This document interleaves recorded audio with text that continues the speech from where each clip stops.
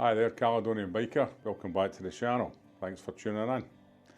And if you've not tuned in before, welcome to yourselves, and please subscribe if you like what you see. I'm always bringing you top tips on the channel if you've been looking at the videos before, and I'm not going to be any different this time. But this tip's going to be slightly different for you. It's going to save you money and make you money. Now that can't be a bad thing. So stay tuned and I'll give you my top tips of what I've done over the years of buying and selling new and used motorcycles. Roll the intro.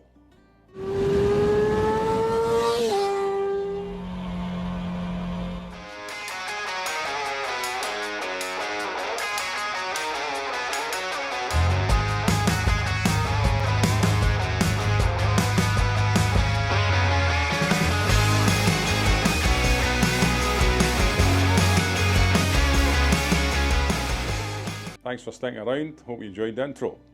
Now we're going to get down to the nitty gritty of this. It's all about buying a motorcycle, whether new or used, and getting you your best trade in, and getting you your best deal. Now I've been doing this a long time. This one here I bought 30 years ago, she's still with me. Now this is Exotica, so you think how many bikes I had before I dwelled on Exotica. So I bought a lot of motorcycles, and I've been a thorn in the side of a lot of salesmen. So you stick and get my tips. Now, remember, this salesperson is not your friend. They're on commission usually, and they're to make money. That's their wages. It's next sunshine holiday to top up my suntan. So you need to be in control here. You need to have due diligence and make sure you do your homework. So first of all, what I suggest to you is, you pick a bike or bikes that you're interested in for your next one, or your first one if that's the case. Make sure we get a test riding one, or one that's similar to it, because there's no point in you getting out and doing all this groundwork, and then when you ride the thing, you hate it. I've been there. So don't buy without trying. Next thing is, you've got to make sure that your budget is affordable. And the first thing before you even think of the price of the bike is, find out the price of the insurance. Make sure that's in your budget before you start budgeting for the bike. So for you to get this information, you're already armed. You're looking at me just now, you're either on a PC, you're on your tablet, you're on your phone. The information's there. Get on your phone, get a spreadsheet, and start getting the prices right across the UK for the bike or bikes you want. Even if you want to go down the road of motorcycle news is full of bikes now because it's been a pretty rubbish summer for a lot of people, and they're giving big discounts on bikes now and low finance. So due diligence again. Get yourself a spreadsheet, write down the facts and figures that you've got, whether it's delivery, free delivery, all this stuff, and then get along to your local dealer. Because we like to shop local, but you're armed with information, and then you're in a position where the ball is at your foot, and it's up to them to play ball with you. Next thing we're going to talk about is a part exchange of your pride and joy. If you're part exchanging, if you haven't got one to part exchange, good and well. But if you are, consider all these aspects. These are my top tips for you. First of all, are you going to sell it private? Now, selling it private can lead to problems. Twofold. If you're getting people coming out, they're time wasters, they don't shop, they do show up. Some of them will come out and then they'll come back later on and take your bike. Don't forget that. Don't be naive. Also, another way of getting rid of your bike, if you don't want to do it the private one from your house, which I'm not keen on, is to approach a friendly dealer, if you've got one there. Ask them to sell the bike for you. Some of them will for a commission. They might charge between £300 and £500. But the difference is you won't get a trade price on that bike. You'll get more of a retail price on it. So that could be a difference of up to £1,000, less whatever you're paying. So don't fool around. It's something to consider if you've got a friendly dealer. The other thing about your pride and joy, before you're going to part exchange it in anywhere, is you're going to consider the fact that you've spent your money customising that bike. It might have been Christmas presents, it might have been birthday presents, but there's a lot of accessories on it, and over the years I've seen numerous motorcycles traded in with Akrapovic cans that cost £600, £900 left on the bikes, sat navs left on the bikes, £500, £600. Why, I ask myself, do these people do it? Now you're way out of that if you're not handy with the tools taking stuff off the bikes. If there's a local garage that does the stuff, the bikes, and they're a cheaper rate, they'll take this stuff off. They'll take it off in half an hour, take cans off. take a sat-nav off. They can half an hour. That could be £45 an hour labour charges for you. These are your things. Now you've got the whole world out there to sell them, and you've got eBay, you've got Gumtree, you've got your Facebook marketplace. People want accessories, they want a bargain. So why give away your hard-earned cash to a dealer who's going to give you no more money for your trade-in because you've got the accessories? But they'll take your accessories and they'll have the cheek to say, have you got the standard parts, sir? Granted, Harley Davidson Ducati might give you a wee bit extra because you've got their genuine accessories on it, but that's only with the genuine accessories.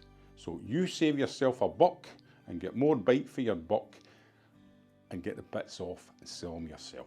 So you've got your pride and joy, you've paid it up, and now you're going to trade it in. Now you want the best money you can get for it, naturally. What you've got to do is avoid the situation when you walk in and that salesperson says to you, oh, what's your bike worth? What do you want for it? And you go out there and give a low price. You're going to listen to my tip here. And what you're going to do is, you're going to check the price and see what a similar bike to yours is at other dealerships. Take about £1,000 to £1,200 off of that, and you're in a rough ballpark what your bike's worth. That's what you're looking for from that salesman for your part exchange. So next thing we're going to discuss is the time to sell your bike. Now you think the only time to sell your bike is when you're ready to sell it because you want a wee change and you're ready for a new bike.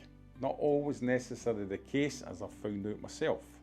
Sometimes there's other influencing factors on this. It could be the fact the manufacturer's brought out a new model. So your model's going to bomb. So if it's getting close to the time where you thought you were going to change, get out there and change and save yourself some money before the book price of your bike starts bombing. Another wee issue that we keep getting is the EU regs. They keep coming in and then bikes disappear from the manufacturer. The CBRs with the Hondas was a typical example. So what happens is, if you're sitting on that, those bikes that are sitting in the showroom are going to get heavily discounted, which means the bike you're sitting in is going to bomb. So again, that's another influencing factor for you to maybe say, right, I'm a couple of months away or 6 months away, but I'm going to do this deal now. So get out there, show your due diligence and get the bike away before you were necessarily going to move it on to make sure you get more money. We're going to move on to the methods of payment. 4 methods of payment. First of all, the old favourite, cash. Everybody says cash is king. I'm sorry, cash is not king. Your dealer doesn't want to know you've got cash, because at the end of the day, they're not going to make commission off you if you're not taking out HP or a PCP with them. They used to be in a position where they could actually put the commission up, down and low, higher and higher, but the government caught onto it and now it's a fixed rate. So be aware, they want your commission, not your cash. Second method, which isn't a bad method of buying your bike, is actually a bank loan. The reason for that is, as soon as you pay for it with your bank loan, the bike's yours, bought and paid for. Because if you've got a bike in PCP or HP, you've got to make sure that bike's fully comp insured, and especially with the PCP, the mileage is kept down and it's fully serviced. Now, payments with the HP, some of your dealerships will just use the one, some will use more than one. So again, it's all about the rate, but we'll come on to that later on. With HP, what you've got to do is you've got to pay a deposit on it. So you've got to decide what your deposit is going to be, what you can afford, and how you're going to pay it. Is it going to be cash deposit, card deposit, or are you going to put that into part of your part exchange, whatever money's left in your part exchange, or all of your part exchange? Now remember, the term is also going to be from 1 year to 5 years. So you've got to decide how long you're going to be doing it for, and it's not until it's completely paid is the bike yours. So you make sure you keep making the payments, or the finance company will take it from you. Your last payment method is the PCP. Now with the PCP, it's came about fairly recently and a lot of people are into it now. In fact, this was my second PC purchase, this one here. So I'm not adverse to the PCP.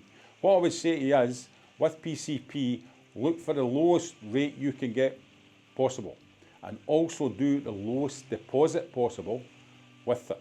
Now once you've done all your terms, etc., and you've kept the bike up to speed with the servicing and the miles, at the end of it, it's down to you, because you've got your guaranteed future value for the bike, what you're going to do with it. Do you trade it back in if there's money in the bike? Sometimes it may be the case, other times it may not be the case. It goes back to the finance company. But say you actually fancy the bike, I'm going to give you another wee top tip. Sometimes if you phone up your finance company when you've got to the end of it and ask for a bit of reduction on that guaranteed future value, they'll come and go with you and you can end up keeping your bike. So bear that one in mind. Now remember, salesman's not your friend. So if there's not the bike sitting there that you want, and he's going to need to order it because he's not got it in stock, he might have something else in stock, might be a bigger capacity bike, and he's going to fill your head full of, I can do you a one-off special deal on this bigger capacity bike. But I'm sorry, unless you've done your due diligence that you can afford the insurance for this bike and you can afford the payments for this bike, then you can walk. Don't do the deal. Wait until you get the bike that you've set yourself up for getting. That's the bike you aim to get. So moving on, you've got your price, you know what price you wanted to go, so he's down at that price. But he's not closed the deal yet, he's still to close the deal with you. So you'd want a sweetener or sweeteners. It might be a free first service, it might be a service plan at a reduced cost, it might be some accessories.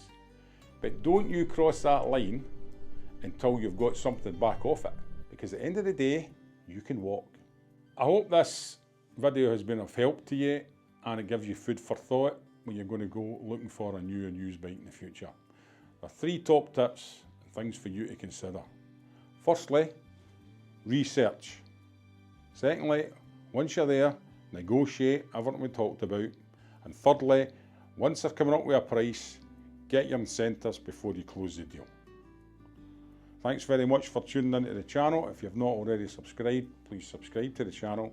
If you have any comments, leave them in the comments field below. And if you have any questions, also leave them in the comments field below. Thanks for your time. See you next time. Take care.